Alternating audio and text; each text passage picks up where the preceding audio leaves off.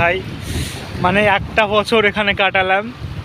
আজকে মনে হয় আমার এই যে পেছনে যেটা রিসর্ট, এটা হ্যাঁ, এখানে সোনেবাপুসি রিসর্ট, এখানে আমরা থাকতাম, কাজ করতাম ওই রিসর্টে। ওখানে ভিডিও অ্যাকচুয়ালি রিসর্টের ভিতরে মোবাইল ইউজ করতে দেয় না আমাদেরকে, কমপ্লেন হয়, এর জন্য মোবাইল ইউজ করিনি, তাই দূর থেকে করছি।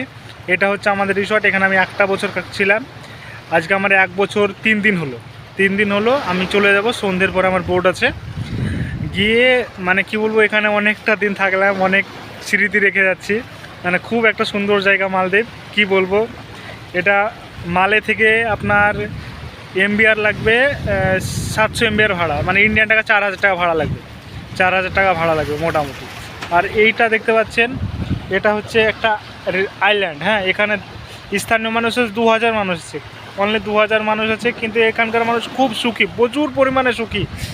এরা 18 বছর যতক্ষণ না হয় ততক্ষণ মানে সরকারে পুষে তারপরে 50 বছর পরে মানে বৃদ্ধ ভাতা হয়ে যাচ্ছে, ওই জন্য ভাতা দেয় সরকারে পুষে। তার মানে এদেরকে 30টা থেকে 32টা বছর মানে নিজের পয়সায় খেতে হয়। আর এখানে প্রচুর পরিমাণে স্কুটি, প্রচুর পরিমাণে।